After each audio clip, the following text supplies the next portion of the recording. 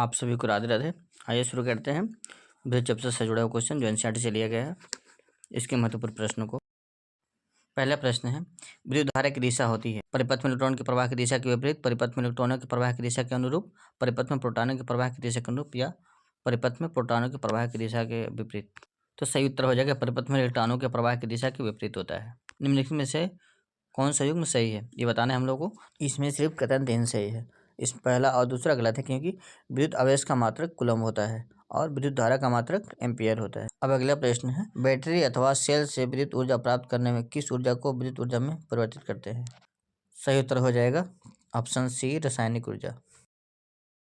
अब अगला प्रश्न है, समान ताप पर एक विद्युत परिपथ में धातु के तार के दो सिरों के बीच विभवांतर उसमें प्रभावित होने वाली विद्युत धारा के समानुपाती होता है। उपरोक्त कथन विद्युत धारा के किस नियम से संबंधित है। जिसमें ऑप्शन सी सही आंसर हो जाएगा, ओम का नियम। अगला प्रश्न है, यदि प्रतिरोध को दुगुना कर दिया जाए तो विद्युत धारा का क्या प्रभाव पड़ता है। ऑप्शन बी सही उत्तर हो जाएगा, आधी हो जाएगी। अब अगला प्रश्न है, किसी चालक का प्रतिरोध निर्भर करता है चालक की लंबाई पर, चालक के अनुप्रस्थ काट के क्षेत्रफल पर, चालक के पदार्थ की प्रकृति पर। और कथन में से कौन से सही है।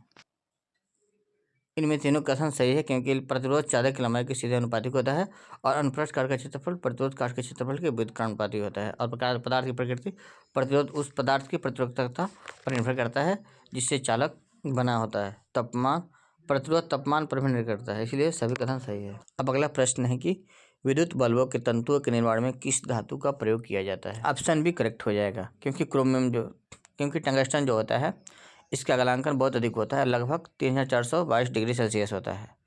इसी उच्च गलांकन के कारण जब तंतु से विद्युत धारा प्रभावित होती है और यह अत्यधिक गर्म होकर के प्रकाश उत्पन्न करता है, तब भी यह पिघलता नहीं है। टंगस्टन का प्रतिरोध भी उच्च होता है। अगला प्रश्न है, विद्युत इस्त्री, टोस्टर आदि का निर्माण मिश्र धातुओं से किया जाता है। कारण है कि मिश्र धातुओं की प्रतिरोधकता उनकी अवयवी धातुओं से कम होती है। इनमें से कौन सा कथन सही है। लेकिन कारण गलत है, तो ऑप्शन सी सही हो जाएगा। कारण गलत है, क्योंकि मिश्र धातुओं की प्रतिरोधकता उनके घटक शुद्ध धातुओं की प्रतिरोधकता से अधिक होती है, न कि कम होती है।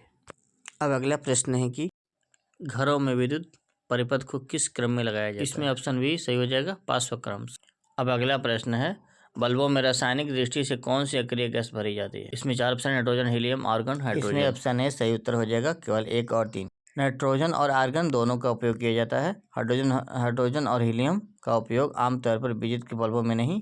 हाइड्रोजन अत्यधिक ज्वलनशील होता है, इसीलिए इनका उपयोग बिजली के बल्बों में नहीं किया जाता। अब अगला प्रश्न है, एक तार में बहती विद्युत धारा एवं विभवांतर प्रत्येक को 2 गुना बढ़ा दिया जाए तो विद्युत शक्ति भी आपका करेक्ट आंसर हो जाएगा, 4 गुनी बढ़ जाएगी।